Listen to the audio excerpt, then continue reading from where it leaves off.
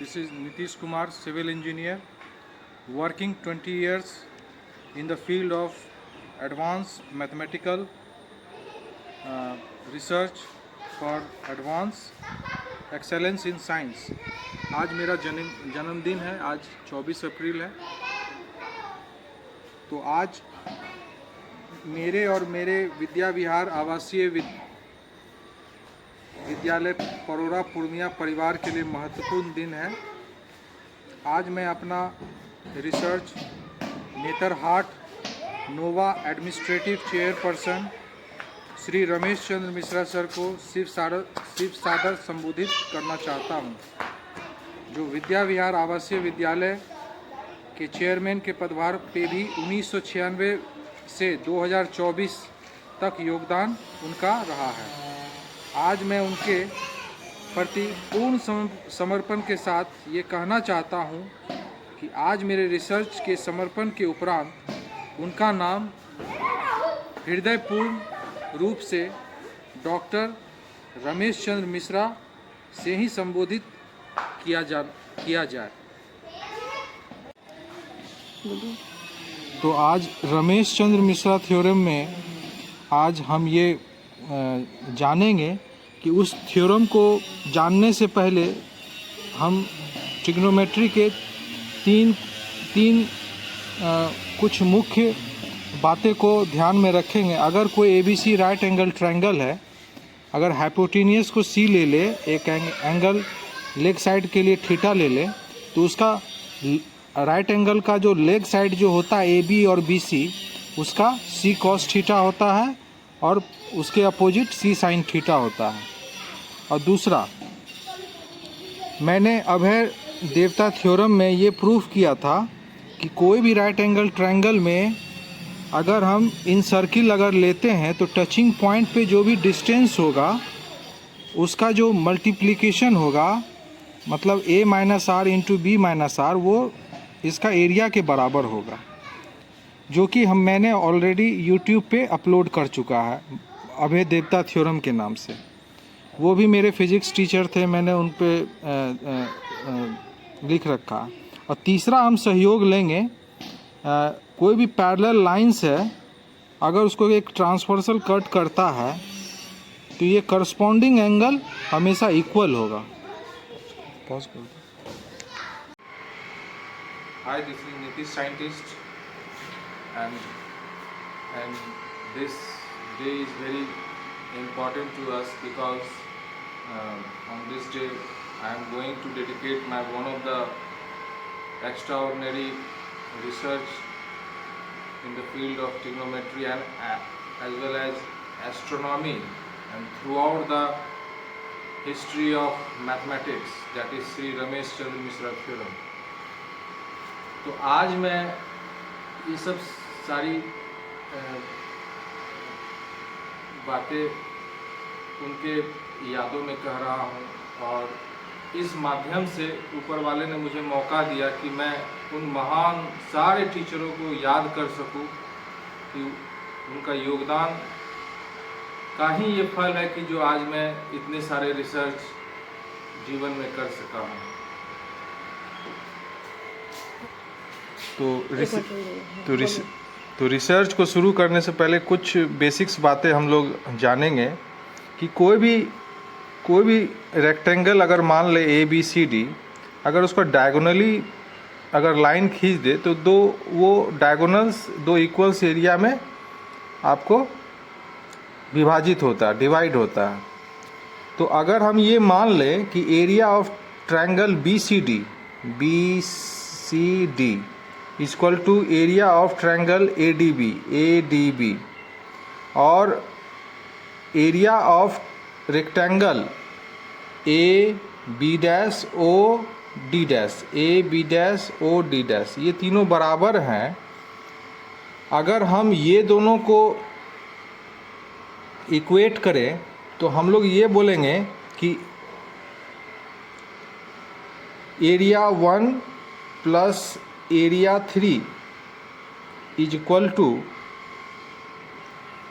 Area 1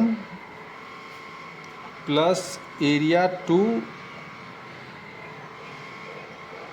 plus area 4। अगर कुछ देर के लिए मान लें कि ये रेक्टेंगल का एरिया इस सब के बराबर है, तो हम जान रहे हैं कि दोनों में 1 कॉमन है, तो area 3 is equal to area 2 plus area 4। मतलब एरिया 3 ये छोटा वाला ट्रायंगल एरिया बराबर होगा सम ऑफ द एरिया 4 एंड 2। बस इसी बेसिक कॉन्सेप्ट का यूज़ करेंगे श्री रमेश चंद्र मिश्रा थ्योरम में। उसको तो the given figure ABCD is a rectangle and AC is a diagonal, and the given blue circle is in circle of right angle triangle ABC with given side length A and B as length and breadth. So Ramesh Chandra Mishra theorem, it simply states any line is in a space can be geometrically divided such that the given three parts are the parts of right angle triangle.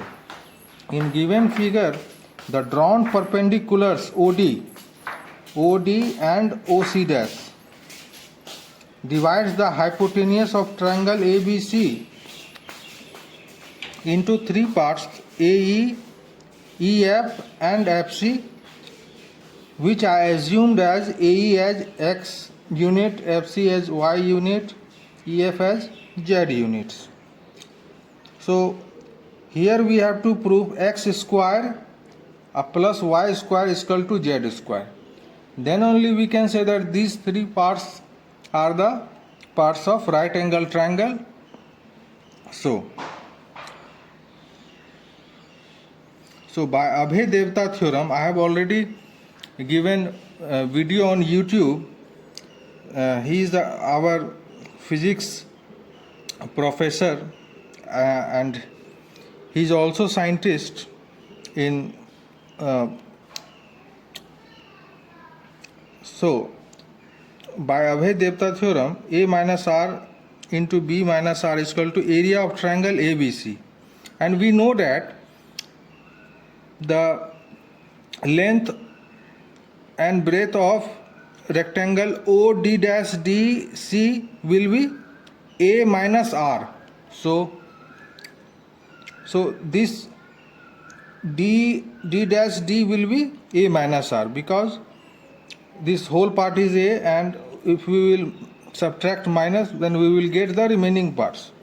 So as this length will be B minus R. D dash I have already. So taking first part, area of rectangle D dash D C dash O, D dash D C dash O is equal to area of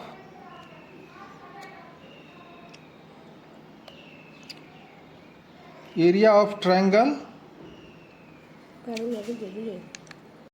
So area of rectangle OD dash DC dash is equal to area of triangle ADC means the area of rectangle this will be equal to the area of rectangle triangle ACD. तो अगर ये दोनों equal हैं तो subtracting the area of ED dash DC dash FE, मतलब E D dash D and C dash F.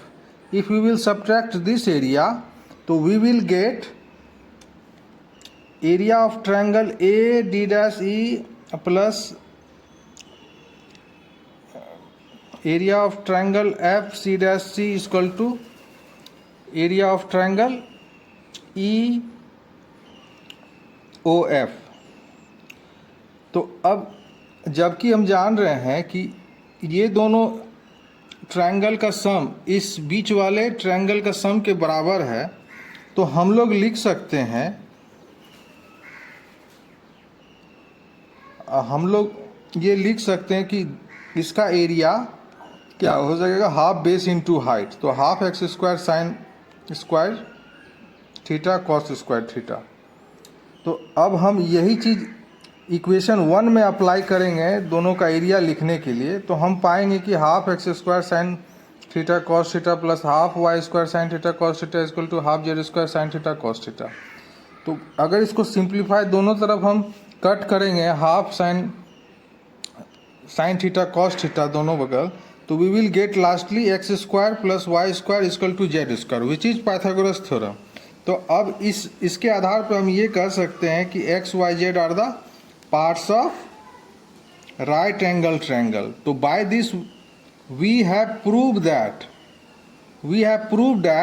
the perpendicular drawn from the incenters of triangle ABC to as given.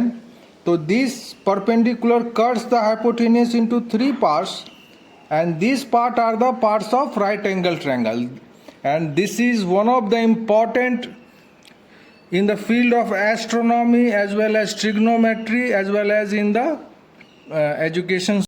So take it as a gift for your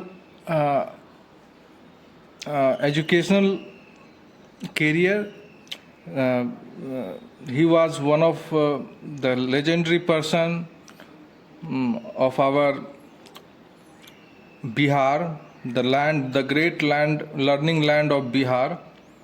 And he has given many things to our small children. So this is what I am talking about Sri Ramesh Chandra Mishra theorem.